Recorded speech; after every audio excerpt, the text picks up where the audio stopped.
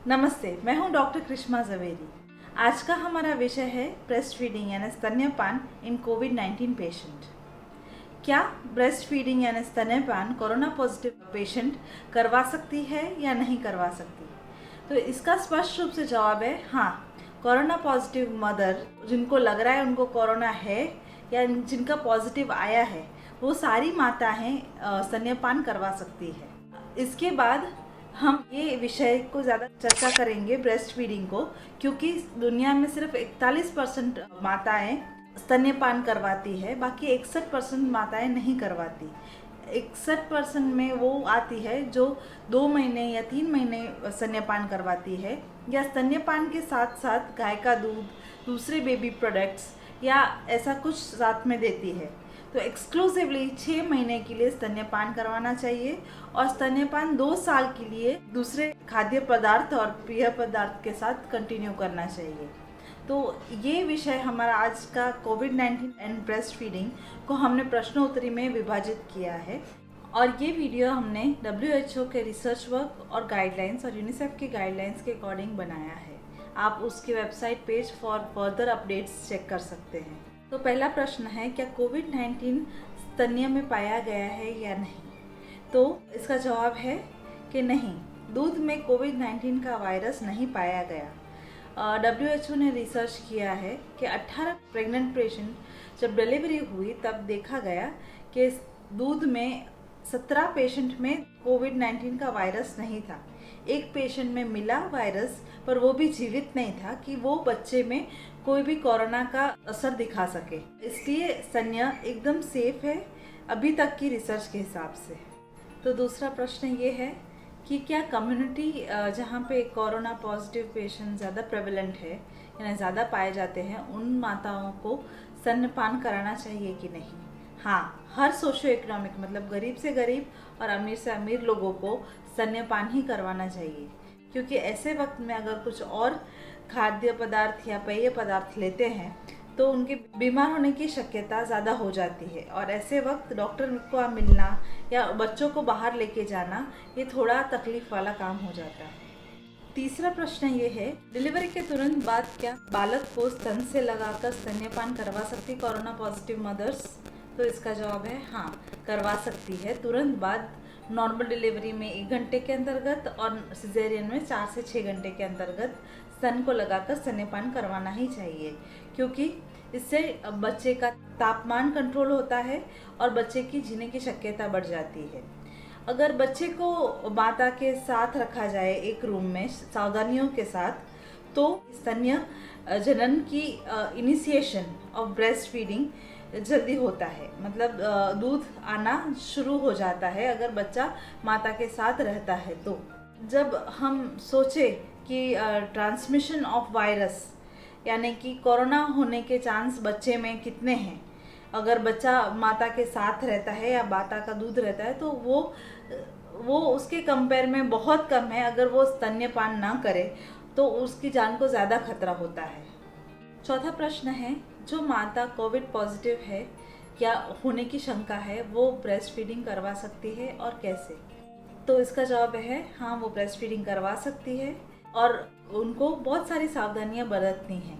अगर वो माता को इच्छा है कि वो अपने शिशु को स्तन्यपान करवाएं, तो पहली सावधानी उनको ये बरतनी है कि बच्चे को छूने से पहले अल्कोहल सैनिटाइज़र से हाथ सैनिटाइज करें और बार बार अपने हाथ कुछ कुछ देर में, घंटों में धोते रहें। दूसरी सावधानी ये बरतनी है कि हमेशा मेडिकल मास्क, ना कपड़े का मास्क ना कोई और स्टाइल का मास्क यूज़ करें, मेडिकल मास्क यूज़ करके अपने बच्चे को स्तन्यपान करवाएं। तीसरी सावधानी ये है कि जब भी उनको छींक आए या खांसी आए तो वो टिश्यू का इस्तेमाल करे और वो टिश्यू तुरंत ही फेंक दे। चौथी सावधानी ये है कि जो जगह माता बार बार छू रही हो या बच्चे को वहाँ रखा जा रहा हो, वो बार बार सैनिटाइज़र से क्लीन किया जाए वो सरफेसेस। पांचवी सावधानी ये बरते कि जो मास्क माता ने पहना हो वो गीला होने के बाद तुरंत उसको आगे से छुए बिना फेंक दे और अपने हाथ को स्वच्छ कर ले। अगला प्रश्न ये है, क्या वो माताएं जो आईसीयू में हैं, गंभीर रूप से बीमार है, वो क्या स्तन्यपान करवा सकती है या उनको करवाना चाहिए? तो हाँ, ऐसी माताएं अपना स्तन्य निकाल कर नर्स के हाथ में देकर बालक तक पहुंचा सकती है। या दूसरा ऑप्शन ये भी है, अगर वो स्तन्यपान के इच्छुक नहीं है वो माता, या उनकी हालत नहीं है कि वो स्तन्य निकाल के दे, तो ब्लड बैंक जैसे होती है वैसे मिल्क बैंक्स भी होती है, तो वहाँ से भी बच्चे के लिए दूध लाया जा सकता है और दिया जा सकता है। अगला प्रश्न ये है, अगर कोविड-19 पेशेंट ने ब्रेस्ट फीडिंग बंद की हो, यानी स्तन्यपान कराना बंद किया हो बच्चे को, तो वो वापस कब शुरू कर सकती है? तो ऐसा कोई निर्धारित समय नहीं है, वो कभी भी शुरू कर सकती है। स्तन्यपान करवाने से उसकी हेल्थ को कोई दिक्कत नहीं होगी, पर वापस शुरू करने से पहले वो हेल्थ वर्कर या कोई काउंसलर की सलाह लेके उनकी मदद से ही शुरू करें। क्या कोविड-19 पॉजिटिव माता या जिनको होने की आशंका है, वो माताएं बेबी प्रोडक्ट का इस्तेमाल कर सकती है या नहीं? तो ऐसे वक्त जब कोरोना प्रेवलेंट है, इतना सारी आपके आसपास के लोगों को हो रहा है, तो ऐसे वक्त बेबी प्रोडक्ट्स या फार्मूला मिल्क का इस्तेमाल नहीं करना चाहिए।